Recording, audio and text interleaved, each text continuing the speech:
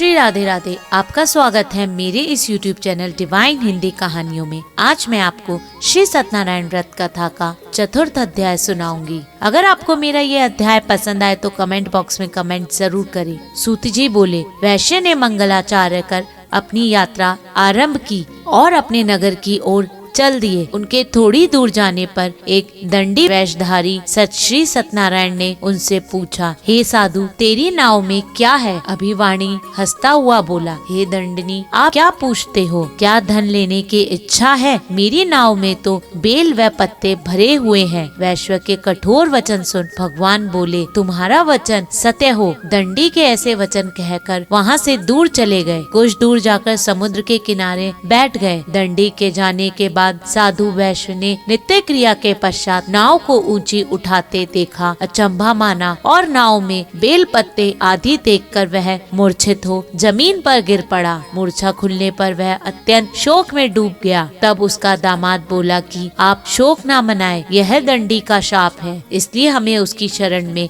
जाना चाहिए, तभी हमारी मनोकामना पूरी होगी। दामाद की बात सुनकर वह दंडी के पास जा पहुंचा और अत्यंत भक्ति भाव से नमस्कार कर कर बोला, मैंने आपसे जो असत्य वचन कहे थे उसके लिए मुझे क्षमा दें। ऐसा कहकर महान शोकातुर हो रोने लगा। तब दंडी भगवान बोले, हे वाणिक पुत्र, मेरी आज्ञा से बार बार तुम्हें दुख प्राप्त हुआ है, तू मेरी पूजा से विमुख हुआ है। साधु बोला, हे भगवान, आपकी माया से ब्रह्मा आदि देवता भी रूप को नहीं जानते, तब मैं अज्ञानी कैसे जान सकता हूँ?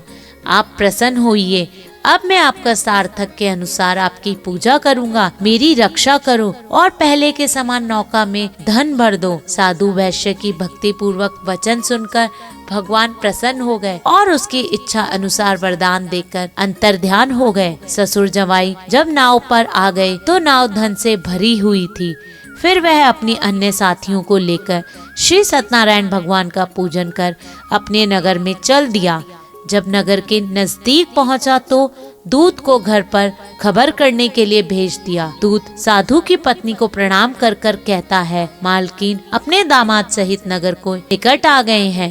दूत की बात सुनकर साधु की पत्नी लीलावती ने बड़े हर्ष के साथ श्री सत्यनारायण भगवान का पूजन कर अपनी पुत्री कलावती से कहा कि मैं अपने पति के दर्शन को जाती हूँ, तुम कार्य पूर्ण कर शीघ्र आ जाना। माता के ऐसे वचन सुन कलावती जल्दी ही प्रसाद छोड़ अपने पति के पास चली गई। प्रसाद की अवज्ञा के कारण श्री सत्यनारायण भगवान रुष्ट हो गए और नाव सहित उसके पति को पानी में डुबो दिया। कलावती ने अपने पति को वहाँ न पाकर रोती हुई जमीन पर गिर गई। नौका को डूबता हुआ देख वह कन्या को रोता देख साधु दुखी होकर बोला कि हे प्रभु, मुझसे तथा मेरे परिवार से जो भूल हुई है उसे क्षमा करे। साधु के दीन वचन सुनकर श्री सत्यनारायण भगवान प्रसन्न हो गए और आकाशवाणी हुई कि हे साधु, तेरी कन्या मेरे प्रसाद को छोड़कर आई है, इसलिए इसका पति अदृश्य हो गया है। यदि वह घर जाकर प्रसाद खाकर लौटेगी तो इसका पति अवश्य मिलेगा। ऐसी आकाशवाणी सुन कलावती घर पहुंचकर प्रसाद ग्रहण करती है और फिर आकर अपने पति के दर्शन करती है। उसके बाद साधु अपने बंधुओं सहित श्री सत्यनारायण भगवान का